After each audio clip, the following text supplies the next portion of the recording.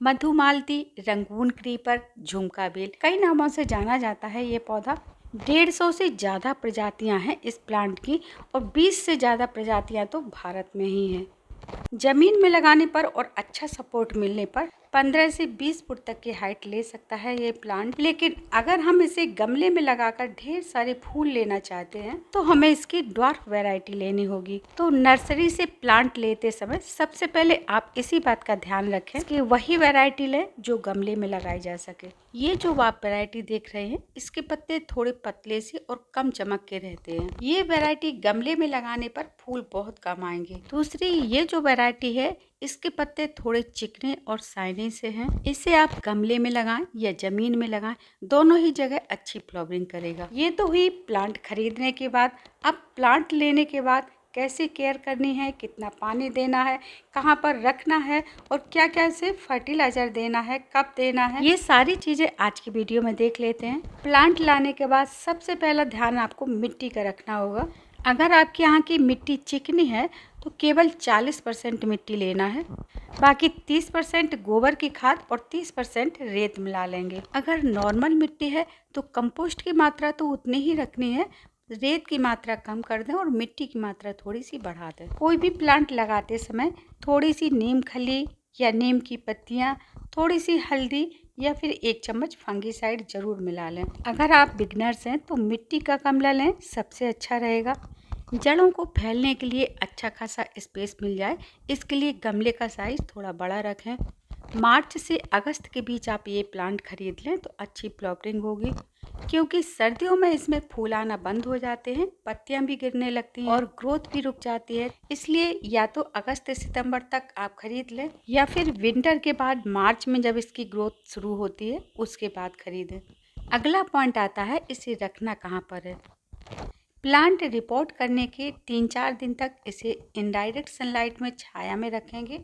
उसके बाद जितनी इसे धूप मिलेगी उतने ही ज़्यादा ये फूल देगा, तो जितना हो सके आप इसे धूप में ही रखें। 40 डिग्री तक के टेम्परेचर में भी आप इसे 5-6 घंटे की धूप में रख सकते हैं। अगला पॉइंट आता है वाटरिंग का। तो पानी हमें तभी देना है जब ऊपर से मिट्टी थोड़ी सी सूखी दिखे। इस तरह से मिट्टी को थोड़ा सा खुरच के देखेंगे, 1-2 इंच तक अगर सूखी दिख रही है तो पानी दे देंगे, क्योंकि फूलों से भरे हुए प्लांट की मिट्टी अगर इससे ज़्यादा सूख जाएगी तो फूल भी जल्दी गिर जाएंगे और पत्तियां भी पीली हो सकती हैं। तो इस स्टेज पर आप पानी जरूर दे दें। काफ़ी दिनों तक इसके फूल प्लांट पर बने रहते हैं। ये देखिए, वाइट, पिंक, रेड, कितने सारे कलर के फ्लावर्स दिख रहे हैं। एक्चुअली होता क्या है, जब ये फूल खिलते हैं शुरुआत में इनका कलर एकदम वाइट रहता है, शाम तक ये पिंक हो जाता है। इसके बाद जैसे ये और पुराने होते हैं इनका कलर रेड होके डार्क ब्राउन हो जाता है। प्लांट को व्यवस्थित रखने के लिए किसी स्टिक का सहारा देके थोड़ा सा किसी सुतली से इसे बांध देंगे। ये देखिए, इस तरह से ये छड़ को मैंने मिट्टी में दबा दिया है और सुतली से इसकी ब्रांचेस को इसी में सपोर्ट देते हुए बांध दिया है। इसके अलावा जब इसमें फूल आना बंद हो जाए तो इसकी कटाई छटाई ज़रूर करते रहें, जिससे इसका शेप भी मेंटेन रहेगा और नई नई ब्रांचेस आती रहेंगी, जिससे फूल बहुत ज़्यादा आएंगे। अब पूरे सीजन इसी तरह से गुच्छों में भर भर के फूल आते रहें। इसके लिए हमें खाद क्या देनी है? खाद इसमें बहुत ज़्यादा नहीं देनी है, साल में केवल 3-4 बार। एक तो प्लांट लगाते समय आप अच्छी मात्रा में वर्मी कंपोस्ट या गोबर की खाद मिला दें, और मार्च के बाद जैसे ही इसका फ्लावरिंग सीजन स्टार्ट होता है उस टाइम आपको नाइट्रोजन रिच फर्टिलाइजर नहीं देना है, वरना क्या होता है इसमें पत्तियां ज़्यादा आने लगती हैं और फूल कम आते हैं। तो उस समय आपको देना है पोटास और फास्फोरस। केले के छिलकों में भरपूर मात्रा में पोटेशियम होता है। केले के छिलकों को सुखाकर उसमें डाल सकते हैं, लेकिन ये हर समय अवेलेबल नहीं होते। मैं तो ये बायो पोटास मंगा के रखती हूँ जो मेरे सारे प्लांट्स में काम आता है। ये भी खदानों से निकाला हुआ ऑर्गेनिक पोटास है। सर्दियों के बाद मार्च अप्रैल तक जब इसमें पत्तियां निकल आती हैं उस टाइम 1 चम्मच पोटास। फास्फोरस के लिए जैविक खाद के रूप में आप बोन मील यूज कर सकते हैं, लेकिन फ्रेंड्स बोन मील ये हड्डियों का चूरा होता है तो कुछ लोग इसे यूज नहीं करते हैं, जैसे कि मैं भी नहीं करती हूँ। तो इसके लिए आप थोड़ी सी मात्रा में 10-12 दाने डीएपी के डाल सकते हैं। डीएपी का रेशियो रहता है 18-40-0।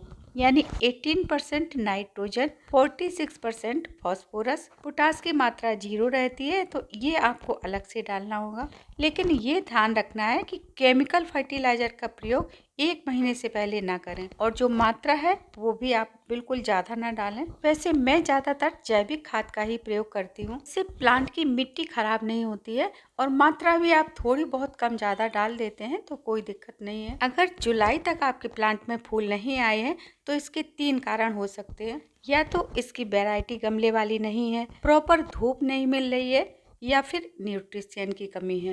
कीड़े इस प्लांट पर कम आते हैं, लेकिन अगर कोई इंसेक्ट दिख रहे हैं तो तभी आप इंसेक्टिसाइड का स्प्रे करें, क्योंकि बेवजह इंसेक्टिसाइड का प्रयोग करने से भी प्लांट खराब हो सकते हैं। ओवर वाटरिंग से फंगस हो सकती है, तो पानी का आप ध्यान रखें। दिसंबर जनवरी में कोई खाद नहीं देना है, उस टाइम ये डोरमेंसी में जाता है तो पत्तियां भी गिरने लगती हैं। कोई टेंशन नहीं लेना है। Thank you.